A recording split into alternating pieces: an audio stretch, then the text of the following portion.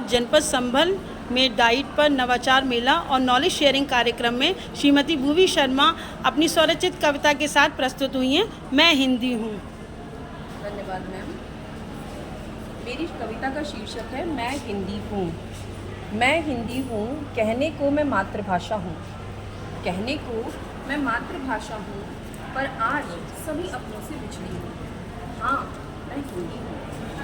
मुझे नहीं आता आ को आ लिखकर ए पढ़वाना। मुझे नहीं आता आ को आ लिखकर ए पढ़वाना, और ए को ए लिखकर आ कहलवाना, और ए को ए लिखकर आ कहलवाना। मैं जैसी दिखती हूँ वैसी ही पढ़ी जाती हूँ। मैं जैसी दिखती हूँ वैसी ही पढ़ी जाती हूँ। शत प्रतिशत वैज्ञानिक और व्यवहारिक हूँ। शत प्रतिशत वैज्ञानिक हूँ और व्यवहारिक हूँ, परंतु फिर भी पूरी तरह नकारी और बिसराई जाती हूँ। फ्रेंच, इटालियन, जर्मन, जापानी सबकी संतानें नहीं करती विदेशी भाषाओं की गुलामी। फ्रेंच, इटालियन, जर्मन, जापानी सबकी भाषाएं नहीं करती विदेशी भाषाओं की गुलामी। सब अपनी मातृभाषा का करते हैं वे सम्मान, सभी जगह रखते हैं इसका मान।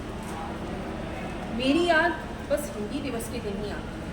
मेरी याद बस हिंदी दिवस के दिन ही आती है, बाकी पूरे वर्ष सबको अंग्रेजी ही भाती है। इसलिए आज हिंदी दिवस के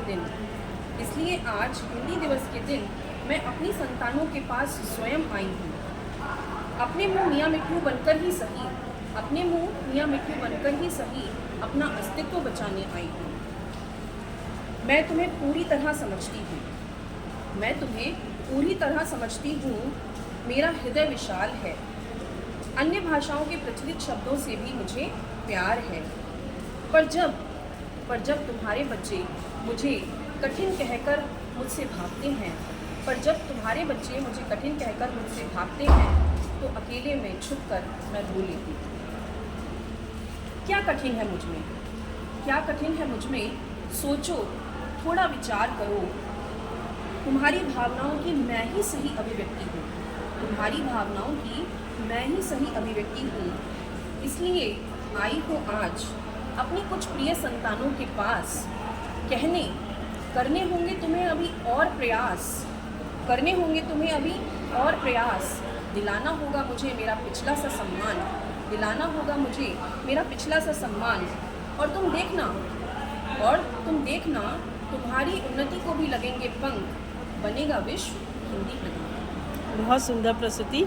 और आज इस नवाचार मेले में मैम को अपनी इस लेखनी को कलमबद्ध करने का एक अवसर मिला और इन्होंने अपने शब्दों में पिरोया। बहुत बहुत धन्यवाद मैम। मैं भी आपके प्रति बहुत आभारी हूँ, क्योंकि ये लेखनी करने की जो प्रतिभा है, अगर मेरे अंदर थोड़ी बहुत थी, वो मुझे खुद भी नहीं पता थी।